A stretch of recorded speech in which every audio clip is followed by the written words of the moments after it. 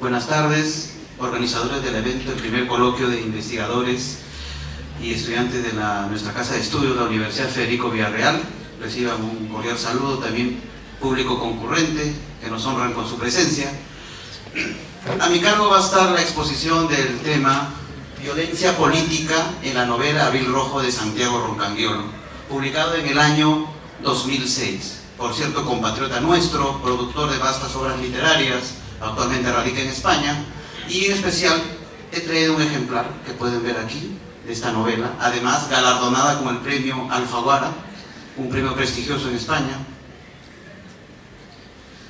Bueno, para poder adentrarnos dentro del estudio de esta categoría, que es la violencia política, de toda esta creación ficcional, vamos a partir por el concepto que hace la autora Hannah Arendt, que es una pensadora alemana, y trayendo a colación lo que dijo el anterior ponente sobre el tema del poder, pero no desde la perspectiva de Michel Foucault, sino de esta teórica.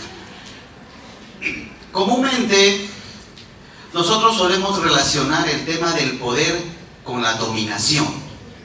Creemos que poder es sinónimo de dominación. Por ejemplo, mis amigos comunistas decían que el poder de la burguesía se sustenta en la dominación de una clase sobre otra. Pero vamos a ver cómo esta autora desmiente esta postura y nos da otra perspectiva. Ella decía de que el poder emana del grupo humano, de la concertación, de la adhesión social, o como decía el filósofo Rousseau, del pacto social. Ahora voy a hacer una analogía trayendo a nuestra coyuntura hoy, junio del 2026. Un partido político, hasta el hartazgo, nos ha hablado del tema de asamblea constituyente. Entonces, trayendo a colación lo que yo ya sostuve, que es una asamblea constituyente, es un pacto social de donde va a emerger un poder, en este caso el poder constituyente. Entonces el poder se puede conceptualizar como ese ente que surge del grupo humano, porque el poder es netamente humano, no es individual, es colectivo, y se sustenta en la legitimidad. ¿Qué es la legitimidad? Es la adhesión libre de los ciudadanos a una forma de gobierno sin que éste utilice un método coercitivo. Cuando nosotros, por ejemplo, nos sometemos libremente a una forma de gobierno y no ha empleado ninguna forma de coerción contra nosotros, se dice que es un gobierno legítimo, que tiene legitimidad. Ahora voy a sustentar el otro punto que es medular dentro de esta categoría, que es el tema de la violencia. La violencia tiene una relación inversa con el poder, aunque pareciera lo contrario. Esta autora decía que la violencia no surge del grupo humano, a diferencia del poder, sino surge como un instrumento. Surge y para su uso se requiere una debida justificación. Ahora, a partir de esos conceptos de poder, violencia, ella definía la política, porque estaba influenciada por la democracia ateniense, como la política es como la acción del diálogo entre iguales. Aquí en este auditorio estamos todos reunidos, y si sometemos a un diálogo simétrico y nos consideramos igualdad de derechos, según ella estamos haciendo política. Y esta política se define bajo dos presupuestos también: la acción y el discurso. La acción como una forma de generar novedad y el discurso como una forma de revelación de identidades. Ahora quiero enfatizar sobre la relación inversa que existe entre el poder y la violencia. El poder se vale de la violencia, pero la violencia descontrolada puede acabar con el poder. Pero viene otra ironía: la violencia no puede crear poder. El poder puede generar violencia, pero la violencia nunca va a poder generar poder. Entonces, a partir de esos conceptos de esta relación inversa, lo he recalcado porque va a ser importante para analizar los personajes y la sinopsis de esta novela. Otro punto a tener en cuenta es sobre el tema de la violencia política, o también como otros teóricos lo llaman, el conflicto interno dentro del canon literario. La violencia política surge en el canon desde la perspectiva de la periferia, no desde el centro. El centro del canon es lo que reproduce la ideología dominante. La periferia es el canon marginal. Pero este canon marginal toma protagonismo. Y ahora, una vez que toma protagonismo, se divide en tres grandes aspectos. ¿Cuáles son? Las causas y los derivados de la violencia, los actores, gestores de la violencia, de donde se va a centrar mi estudio, y las memorias y la búsqueda de la verdad. Estas son las temáticas que se desglosan dentro de este canon de la violencia política. Trayendo a colación a nuestra coyuntura, se habla de dos grandes divisiones del canon. Lo que aconteció en la década de los 80 y tiene como hito el informe de Uchurajay, que fue un hecho de violencia cuando unos campesinos asesinaron a unos periodistas confundiéndolos con terroristas. Porque como nunca habían visto, dice la reseña de la época, como nunca habían visto cámaras filmadoras ni fotográficas, pensaron que eran armas y los confundieron con terroristas y los mataron. La comisión estuvo dirigida por nuestro célebre escritor Mario Vargas Llosa, viajó hasta Uchurajay, la altura de Ayacucho, y la conclusión que dijo fue: esto es la dicotomía entre la barbarie y la civilización. Este es el paradigma del indigenismo, la colonización. Y ahora otro paradigma que hay dentro de esta división del canon es lo que aconteció en el post-conflicto armado. Y tiene como punto de referencia la Comisión de la Verdad y Reconciliación. ¿A qué conclusión llegó la comisión? Brevemente, que estos hechos de violencia terrorista eran hechos que nunca se habían registrado en la historia del Perú, que era una violencia de enorme magnitud y que costó la vida a 70.000 peruanos. Ahora, lo que nos compete dentro de los estudios de la ficcionalización de la literatura es las tres memorias, o como lo catalogan los teóricos, que derivan de este canon post-violencia terrorista. Uno es el llamado las memorias dislocadas, que es donde se centra mi investigación. También están las memorias sucedáneas y las memorias restaurativas. ¿Qué son las memorias sucedáneas, como las catalogan los teóricos?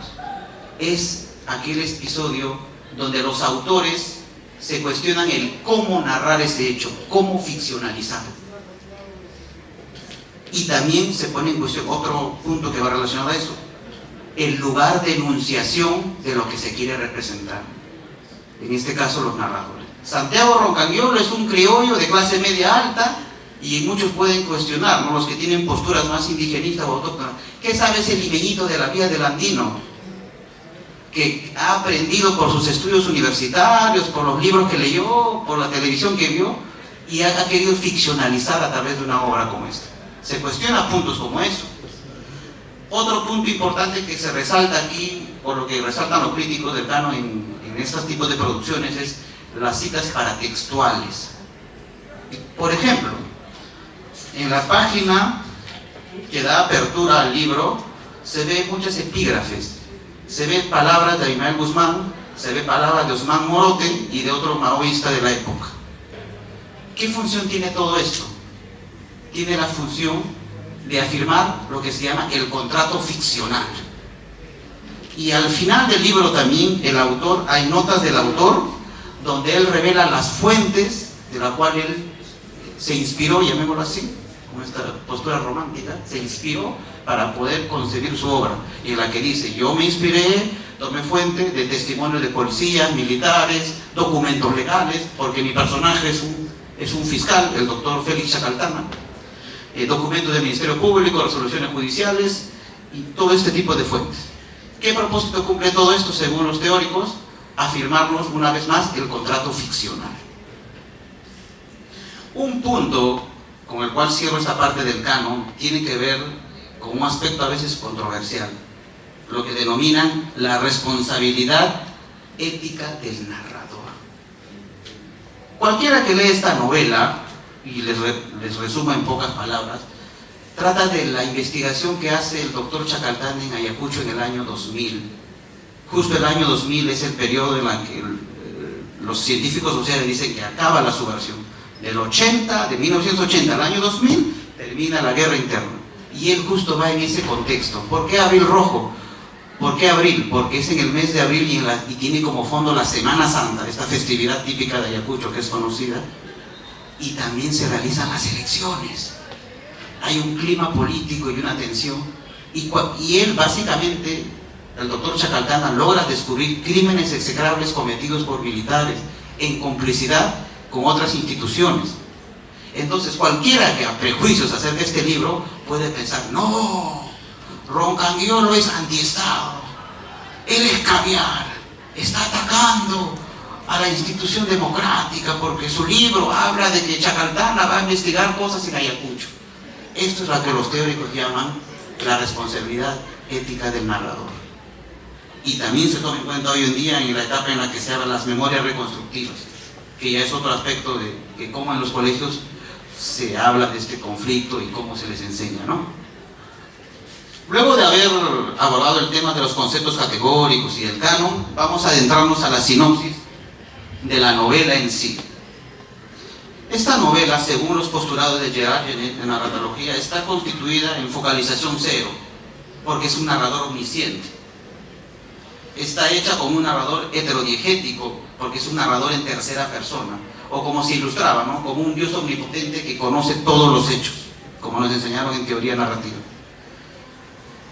Esta novela tiene características de una novela negra, porque a diferencia de la policial, donde el detective es un héroe que al final, utilizando su expertise y su lógica, va a lograr descubrir el crimen, el doctor Chacaltana se hunde cada vez más en un mundo sórdido, en un mundo donde sus ideales de justicia, como un hombre ceñido a la ley, coaliciona con una realidad dura, y donde se enfrenta a una ciudad y a un país que todavía vive a espaldas de lo que acontece en Lima.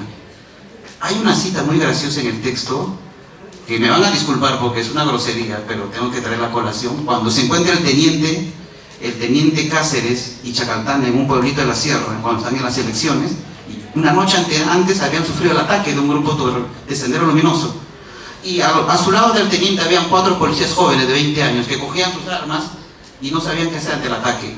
Y al final no los atacaron, pero les dieron un buen susto, y el teniente, cuando desayuna con el doctor, le pregunta, ¿pero por qué no pide refuerzos a Lima, más logística, más aparato? Él se ríe y le dice esta gran frase: Chacaltana, cuando le metan un balazo por el culo a los generales, recién van a saber que todavía tenemos una guerra. Así, crudamente, utilizando este lenguaje coloquial.